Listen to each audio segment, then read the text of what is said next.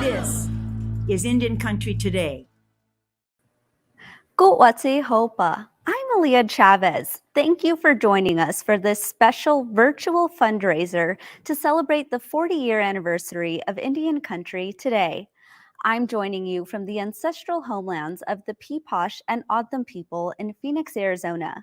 Tonight, you'll learn all about ICT's legacy, from what started as a weekly newspaper has grown into the most trusted source of Indigenous news. We'll tell you all about our nonprofit news organization and about our lofty goal of raising $40,000 this month. So how do we start? Well, you can start by texting ICT 40th to 50155 to make a donation now. Some of you can donate $40. Others might be able to give $5, but just remember that everything helps. This is Native American Heritage Month, and it happens to be our very first online fundraiser, so we welcome your support to help us raise money for ICT. In 40 years of covering Indian country, we've gained a large following, and tonight you'll hear from Native leaders about why they read Indian Country Today and what they get out of it. But first, the executive producer of ICT's newscast gives us a look at our history. Here is Patty Tholahongva. The creation story of Indian Country Today starts 40 years ago in Pine Ridge, South Dakota. Tim Gallego was the founder and editor. He named his newspaper the Lakota Times and provided the news for the Oglala Lakota. Well, we were Lakota Times up until about 1989 for about 8 years. And at that point, I started getting requests from, we were really strong on the Pine Ridge Reservation. I mean, our paper was selling out every week on the reservation. And pretty soon Rosebud wanted us to start delivering papers at least there, so we set up drops and started delivering Rosebud. And then pretty soon Cheyenne River, Crow Creek, and pretty soon we were on all the reservations in the state of South Dakota, all 9. Years ago, Gallego and his staff were writing about the trauma of boarding schools. And soon, people across the country were subscribing to his newspaper. Then we expanded beyond that. We had to start getting a lot of readers in New Mexico and Arizona and other places, in Montana, Wyoming, North Dakota. So we thought, well, the name Lakota is strictly, like for our paper here, it's like the Navajo Times is for the Navajo people. But now we're more of a national paper, so we came up with the name Indian Country Today. In fact, Avis Little Eagle came up with that name. So we made the change. After a few decades, Gallego sold the paper to the Oneida Nation. Ownership changed again when the Oneidas gifted it to the National Congress of American Indians. And then Mark Trahant was brought on board to guide the news outlet into the digital age. At the start of 2019, there were 4 employees of Indian Country Today. By the end of that year, there were several more. And we continue to grow both our broadcast side and our digital side. Today, our parent company is Indig Public Media. We are a nonprofit news organization, and that's why we need your help. Now more than ever, news relevant to our people is needed. Indian Country Today launched a weekday newscast at the start of the pandemic to keep tribal leaders and citizens informed about the coronavirus. This is the country's first television newscast produced by an all-Indigenous news staff. And despite the pandemic, we continue to grow, both in our staffing and our reporting. Our main office is in Phoenix, Arizona, and we have 2 bureaus, one in Washington, D.C., and another in Anchorage, Alaska. We have correspondents like Marionette Pember based across the country.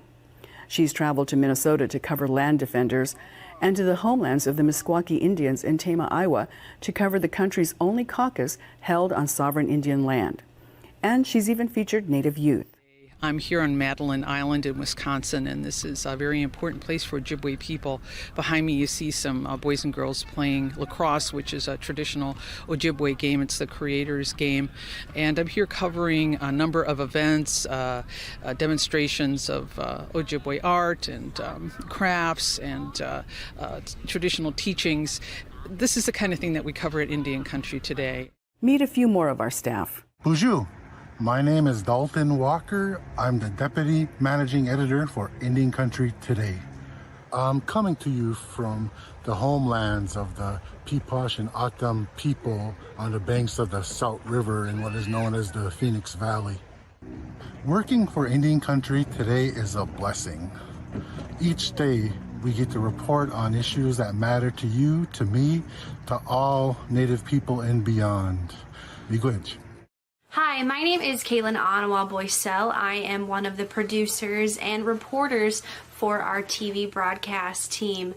I travel all over the United States. I've covered stories from Nebraska to Wisconsin, and even down in Oklahoma, where I'm actually from. One of my favorite memories is getting to go ice fishing up at the Potawatomi tribe up in Wisconsin, where I met a guide. His name was Ryan Alloway, and he took us out ice fishing. And I think the biggest thing that I saw was the community. Caitlin also reported on a first responder in Oklahoma who donates his art to help other first responders. And she also spoke to the first Native American astronaut, John Harrington, about what it's like to quarantine in space. Our staff is committed to bringing you these stories from Indian country, and we need your help. Hi, I'm Shirley Snavy, Vice President of Broadcasting for ICT. And I am really grateful to be able to bring you stories like this. The statue behind me is Suzanne LaFlash Peacock. She was the very first Native American doctor, man or woman. And she was on the Omaha Reservation and did amazing things for Native people. And we want to share these stories with you, and we can do that with your help. Please take some time to make a donation to IndianCountryToday.com. Thank you. Supporting ICT is important because having informed communities reinforces tribal sovereignty. We want to help educate people about Indian country, our people, our issues, and our victories. Indigenous journalists hold newsmakers accountable and are the best defense against inaccurate portrayals. Thank you for your support. You can see the passion for our work runs deep, and in the early case of Mark Trahant, the bug for news started at a young age. When I was about 8 or 9 years old, and I don't know exactly when, I had a cartoon crayon newspaper that I delivered around the neighborhood. I do remember it was called The Sun, but I don't remember what kind of stories were in it or what I did other than with crayons. He says both his father and grandfather loved to read and instilled that love in him. I like the idea of being able to pick up different newspapers and seeing how the world was covered differently we used to get the Idaho State Journal and the Blackfoot Morning News and sometimes the Salt Lake Tribune, so we saw kind of a different variety of views. In addition to the crayon newspaper, a tour of the Idaho Falls Post-Register when I was in Cub Scouts, and I remember asking the editor what it would take to get a tribal member on the front page. Now, just about every day, Indian Country Today posts a story featuring a Native person on the front page. We're here on the campus of Arizona State University at the Walter Cronkite School of Journalism and Mass Communication. One of the things that I think is important about ICT and building a partnership with Cronkite is we can offer internships. I think what's so extraordinary is if you look back since we started, several of the folks who came from internships or fellowships are now full-time employees. That's another mission for us, to build that next generation of Indigenous journalists who know Indian country and can tell our stories, especially at this unique point in history. Never before has Indian country been so well documented from the perspective of Indigenous journalists. Hi, my name is Max Montour, and I'm a newscast video editor here at ICT. What excites me most about being a part of this team is how we're all contributing to an archive. It is an Indigenous perspective captured through the pandemic. From our newscast to all of our digital stories, we're documenting how we all reacted and dealt with current events. Future generations will have the ability to look back and hopefully learn from moments like these. And with the help of our funders, we're only going to be able to capture more of what it was like to be Indigenous today. So thank you all for your help. It is greatly appreciated. Our staff at Gallego's channel today is going. I'll meet Karen and see public media. I'm Karen Michelle, President of ICT and President and CEO of Indige Public Media. I am a member of the Ho-Chunk Nation of Wisconsin, and I am standing here on my native Ho-Chunk land. When I joined the staff of ICT in January of 2020, I said it was like coming home. Let me tell you what I meant by that. I've spent most of my career as a journalist, working my way up from reporter to a top editor and then to a publisher. I've worked mostly for mainstream publications and some large corporations where I worked with some really great people. In each of my roles, I always tried to promote better news coverage of communities that are underserved and underrepresented in the media.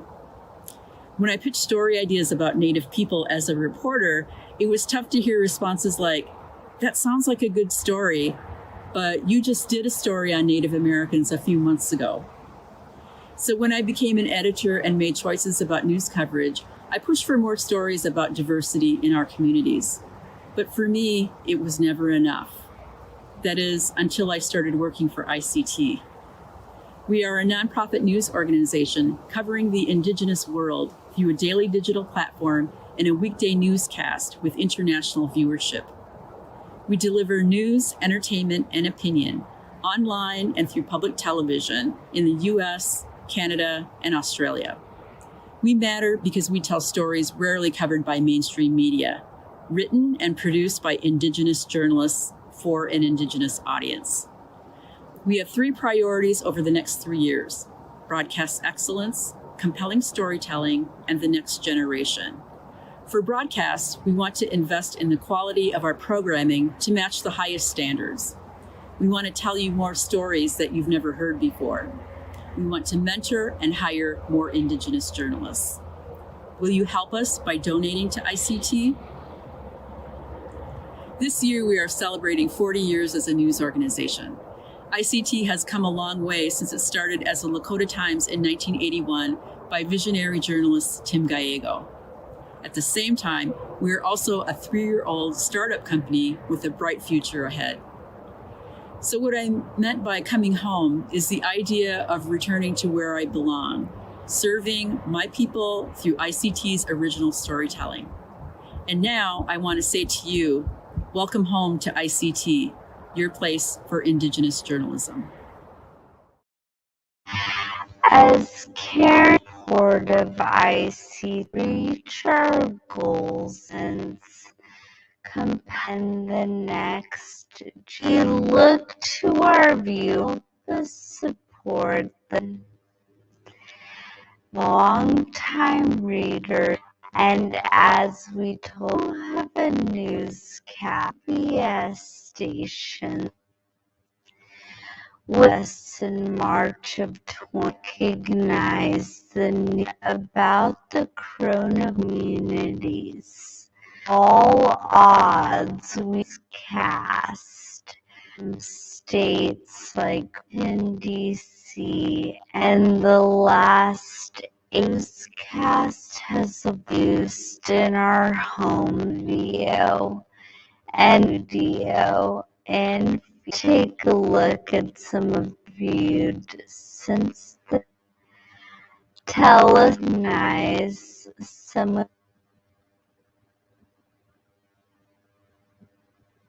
This is Indian Country Today. 40 years ago, Indian Country Today started providing news for tribal nations. Esquili, yes, thank you for joining us. I'm Patty Tholahungva. And on April 6, 2020, ICT started a weekday newscast with interviews from leaders in Indian Country. We are documenting the coronavirus pandemic and how it's impacting tribal people. We bring you Indigenous experts to help explain complex stories. ICT also brings you entertainment news and a little bit of sports. From the judicial to space and education, we bring you the newsmakers in Indian Country. So let's pull back. It was late in the campaign and tribes weighed in and said they'd really like to keep the governor. ICT brings you news from the Indigenous perspective, news you can't and don't find anywhere else. We do this because we are the leaders in covering Indian Country. Thank you for watching. For all the latest news and updates, visit us anytime at IndianCountryToday.com. I'm Aaliyah Chavez. This is Indian Country Today.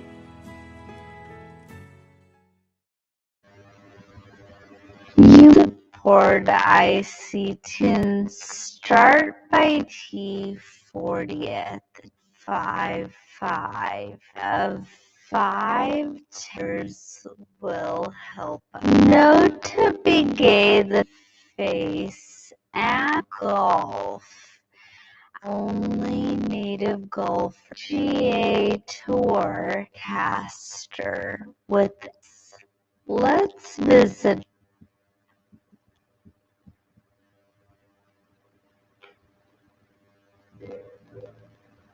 Just the fact that Indian Country Today is still here, it's relevant, it is providing us with a voice, I think is a remarkable reflection on those that thought of the idea, thought of the concept, saw it through to its creation and fought for it for these last 40 years. And it's a fight every year. I mean, funding for these ventures isn't easy. And like I said, I think it's extremely important for people to take a look that, you know, as far as what would your community look like, what would the news look like if Indian Country Today wasn't there?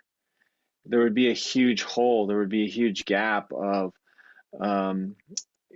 that would be preventing many of us from getting authentic, native written, native created points of view on issues that are having a direct impact on our lives.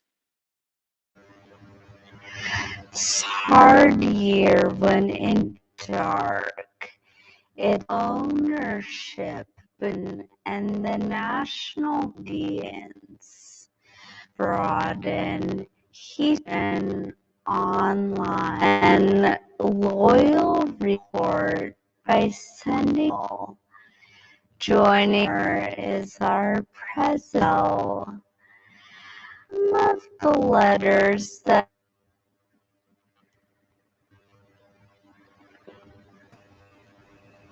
Hi, Aaliyah. Yes, it's always great when we get letters. Here's a letter from one of our readers, LD Enright. I am an 80-year-old Arizonan, born and bred, two-time alumnus of ASU. I've been a fan of Indian Country Today since its inception on PBS. The program gives information about the indigenous population that I can't find anywhere else and fills a vital gap in journalism. That was from LD Enright.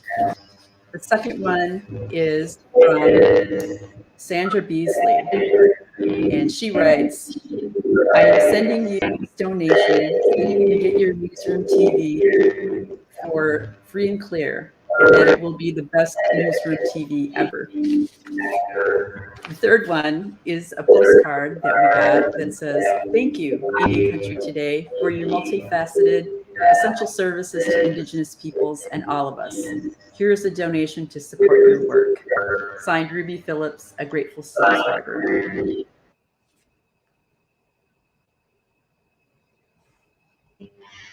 Take the write their thoughts and in line to get a cashier's check. When people time to. Yes, it's really heartfelt to see how much ICT means to people, that they would set aside time to write us a letter and connect with us. It's priceless. And in turn, it spurs us on to try to do a better job because of the trust they have in us and their loyalty. And for that, we say thank you very much. To send us more. Yes, it's P.O. Box 929, Phoenix, Arizona, 85001. Oh, Karen Michelle being here. Thank you. To all who are to today's fundraiser, interview tribal wellness, our one priority daily newscast pandemic to doing. Epidemiologist guest on he reflects on was when the pandemic.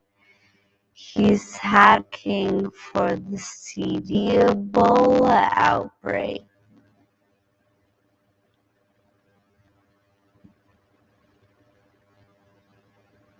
I guess it has to go back to the first one when COVID started. And we did that first interview with Jordan. And she asked me the question, are we ready? Are we prepared for this COVID-19? And I told her, I said, let me get back with you on that, because I needed to check my resources. I needed to check my sources. So I went and Googled, China CDC, and I knew some sources there. And I started reading all the information. And then after I was reading all the information and I saw that, people can get infected and be asymptomatic, I literally came back, called Jordan right back, and I said, we are not ready. Well, from that response, many of my colleagues in the Indian country and throughout our tribal epicenters were really upset with me. I get all of that, but they weren't really understanding it from the scientific perspective, from the real epidemiology perspective, that we weren't ready. And I knew everybody read the information or saw the information in Indian country today because of the comments I got back. Well, then literally 2 weeks later, Dr. Fauci gets on the national news and says to us as a nation, we're not ready for it. So I know that it was effective. We'll be right back.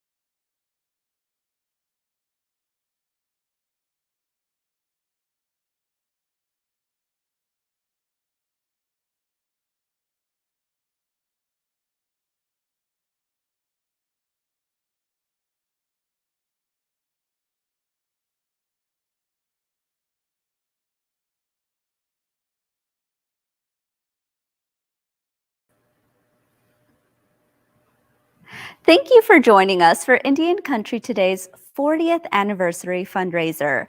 I'm Aaliyah Chavez. We apologize for those technical difficulties, and we're really glad that you're back. ICT covers a wide range of stories, from health and sports to elections. Every election cycle, ICT creates a database of Native candidates running for office. We make it a point to try to learn about those running for various seats, from the U.S. Congress to state legislatures, school boards, and city councils. One of the candidates that we followed in 2020 is Gabriela Casares Kelly. She is the first Native person to serve as Pima County Recorder. She has been an avid reader of ICT for many years, and she reflects on the coverage that we brought during a movement that has gone down in history. Indian Country Today was one of the first people, or one of the first organizations that was covering Standing Rock when nobody else was picking up anything about it. So there were daily tweets, there were daily, a lot of it was unfolding on social media, and there was a lot of that information that was already being covered, and the journalists were there, and the stories were already being written before the mainstream media picked it up. That was really huge. Right now, people for the very first time are learning about the trauma with Indian boarding schools and residential schools, and the deaths that are being impacted, that have this trauma. Like, the entire concept is something that we're introducing to non-Native audiences for the very first time. But if you have been a reader of Indian Country Today, you would have seen hundreds of articles over the years covering these very issues. That was Pima County Recorder Gabriela Casares Kelly. We have some exciting news. A donation to ICT will have even more impact this month because of support from Newsmatch, which is a campaign to help nonprofit news outlets just like ours. Tonight, qualifying donations to ICT will be doubled by Newsmatch with a total contribution of up to $10,000. We are also pleased to share that the Jonathan Logan Family Foundation is giving us an additional match of $10,000, which brings our total matching funds to $20,000. So please consider making a donation by texting ICT 40th to 50155. Let's go now to Bismarck, North Dakota to hear from another inspiring innovator. Twyla Baker is an educator, and she tells us why she supports ICT. Hello, everybody. My name is Dr. Twyla Baker, and I am the president of Nuita Hidatsa Sahnish College, located on the homelands of the Mandan, Hidatsa, and Arikara Nation. I am speaking to you from my homelands, and I'm happy to be here to be able to talk about indigenous news and journalism and why it's important to me. It's crucial to me as an Indigenous person, as an Indigenous educator, that we be able to tell our own stories, that we shape the narrative of everything that is going on around us, of the world that we inhabit and the world that we are creating every single day. That's why I love Indian Country Today, because they do exactly that. They tell our stories, they bring it to the forefront, and they are often on the cutting edge of news today, at least within Indian Country. And they get our stories out there to a much broader audience, and they help people like me to be able to advocate and to educate on behalf of Indigenous peoples everywhere. That's why I am such a supporter of Indian Country Today, and I thank you for your support. If you're just joining us, ICT has a goal of raising $40,000 this month. You can donate now by texting ICT 40th to 50155. Through much of our program this evening, you may have noticed many of us affectionately calling our organization ICT. Well, tonight we have news of our own. We're sharing that our organization's name will soon change. Take a look at our new logo. Our audience has frequently reminded us that the term Indian country was given to us by non-native people. It is language used in broken treaties and in policies that were imposed on our ancestors. We understand that language is important, so our new name hopes to reflect how Indigenous people want to be called. The term ICT is meant to be more inclusive of the many ways Indigenous people are shaping the language of the future. It can mean what you want it to mean.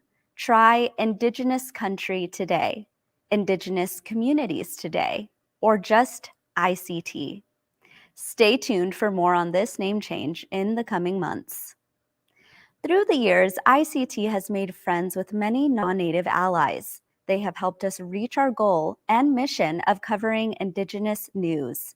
One person is Doug Mitchell. He knows the importance of training and mentoring Native journalists. Hi, I'm Doug Mitchell, founder and director of NPR's Next Generation Radio Project. Next Gen Radio is a series of 5-day, audio-focused digital media projects designed to find and train another generation of journalists and storytellers. In 2021, NextGen returned to a partnership with the Native American Journalists Association, and I'm quite proud to say we have an alumna of our program who is now the managing editor for Indian Country Today, Jordan Bennett Begay.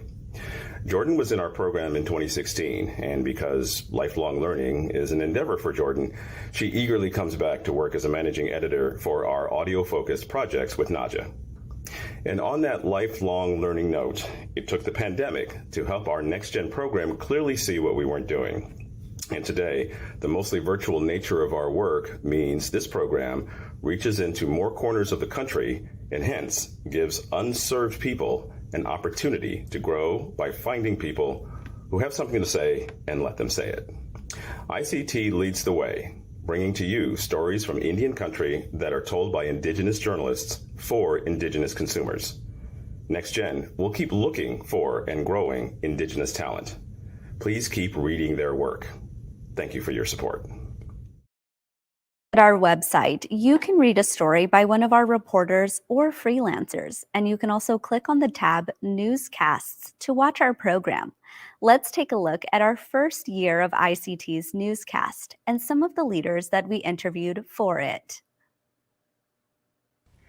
There's certainly no shortage of news coming out of Indian country, with Native sources playing a major role, whether it was the Mars rover making news or the fight to protect sacred lands, such as Oak Flat, or a look at Indigenous foods, or Indigenous love. We heard from reporters covering Indian country in our Reporters Roundtable. We heard from political leaders, political observers, and political persuaders. To the arts, the halls of Congress, and news from Alaska Natives, we covered Indian country. Some guests made us laugh. Many inspired us. And throughout the year, tribal leaders kept us informed on how the pandemic was impacting their people. These are just a few of our guests from our first year, and we thank them for sharing their expertise.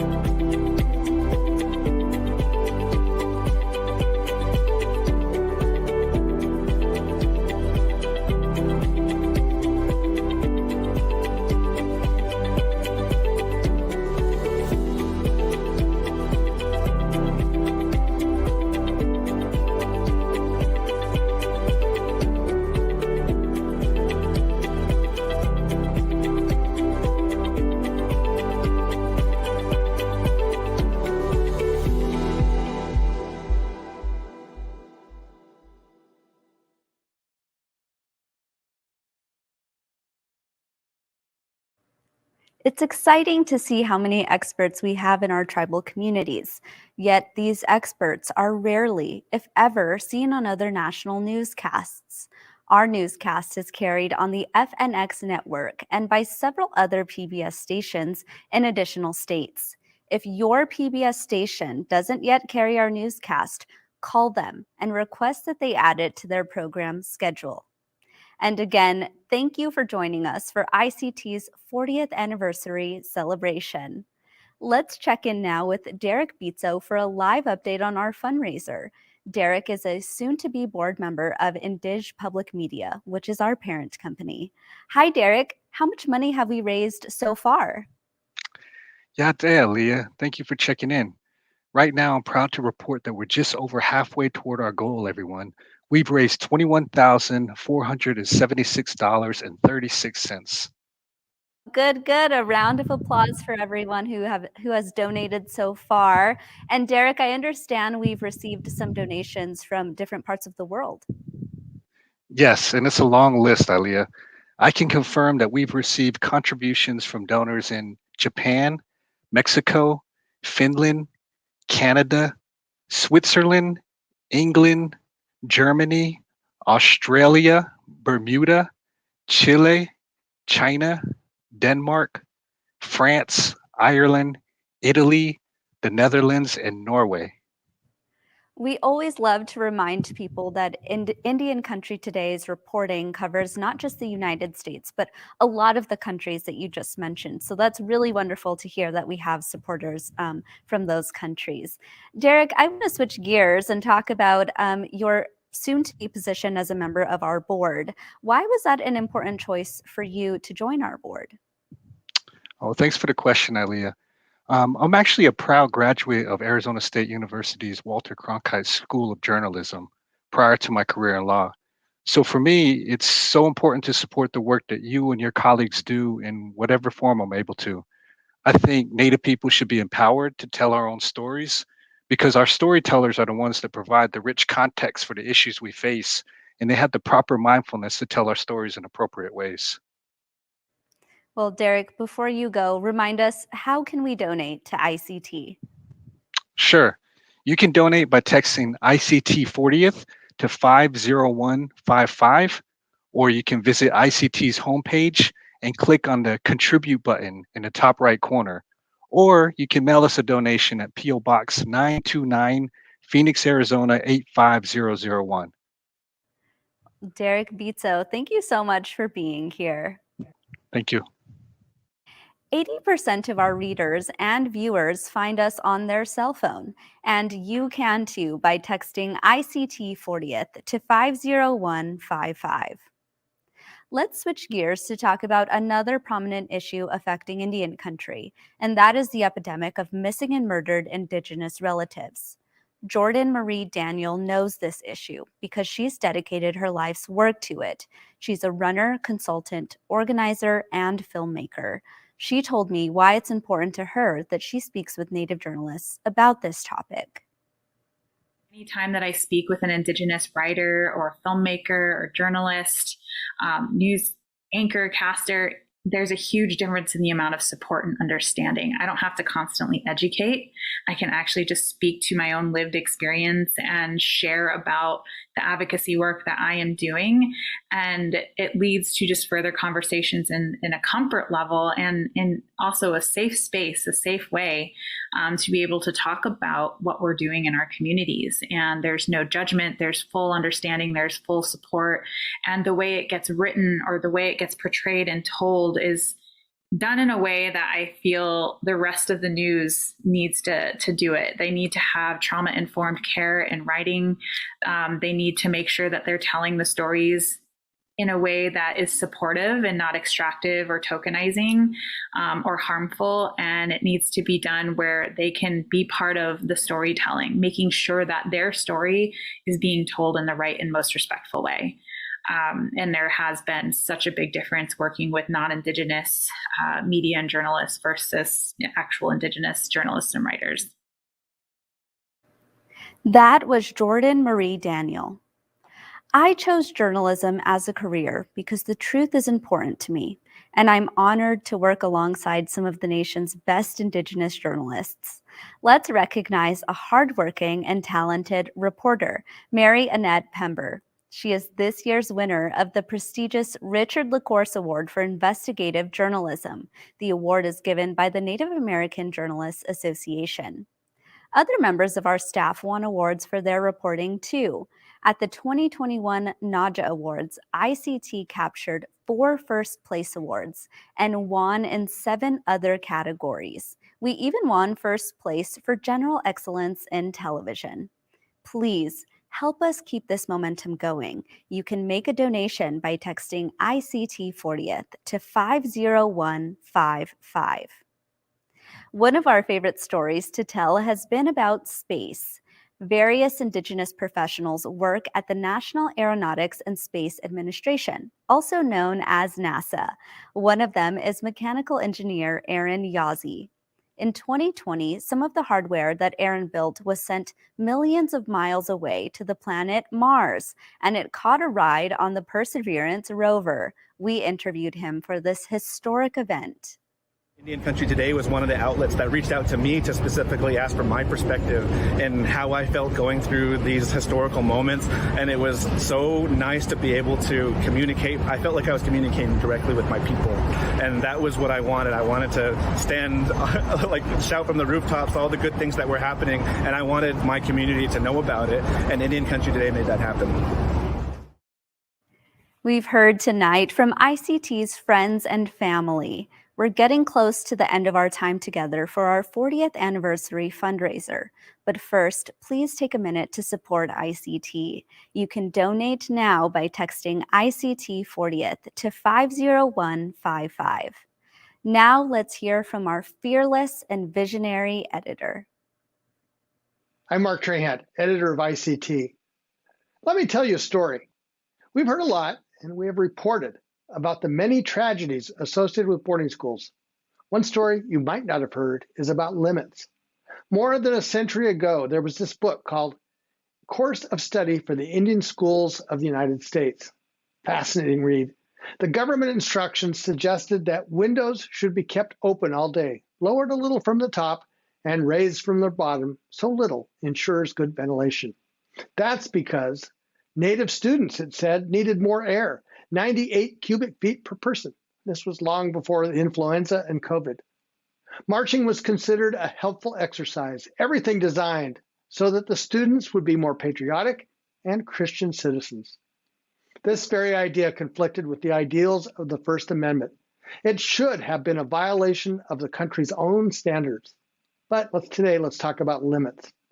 Writing instruction was designed to teach young people how to write letters home, or to communicate with merchants, or to fill out forms. The notion that our people would write narratives was out of bounds. And the talented boys, the book said, should be encouraged to consider printing as a trade. Limits. The idea of creating content for either men or women was beyond the scope. Our ancestors lived in a world where their ideas did not matter unless those ideas promoted the Christian civilized Indian. Our relatives ignored that. The moment we had a press, we used it to share ideas. We are storytellers, and no matter the technology, the press, the television broadcast, or a digital daily, all can be used to tell our stories. That's why I love ICT. We are home to Indigenous storytellers who are eager to serve our people. As a nonprofit, our focus is on service, not making money, or for that matter, reaching a general audience. The power of the media has been used by Indigenous people to change the world. Popeye distributed a knotted rope, that era's social media, to launch a revolution in 1680. Lucy Covington published a newspaper, Our Native Heritage, to fight against the termination of the Colville tribes in the 1960s. And Howard Rock created a newspaper to stop a ridiculous government plan to blow up the Alaskan coast with an atomic bomb to build a new port. As Rock wrote, there were government attempts to lull us. We were wheedled with promises of acclaim from science and the peoples of the world if we would go along with Project Chariot. Well, we did not go for those enticements. We chose to remain in our home villages, come what might. The love for our homes, however humble, and the deep sense of heritage prevailed. ICT is so important because we have so many stories to tell, and your support is helpful because you help us add structure, opening opportunities for Indigenous people to build careers right here, serving our people with information. Thank you so much for listening. I'm grateful for all your support, and I can't wait to tell you a few more stories. That was Mark Trahant reminding us that the media has been used by Indigenous people to change the world. Thank you for joining us today to support Native journalism. We're getting closer and closer to our goal of raising $40,000. To all who contributed tonight, I share my thanks alongside my colleagues. Continue donating, sharing, and uplifting ICT's work for many years to come. Rawasai Chopa. Stay safe, my relatives. I'm Aaliyah Chavez.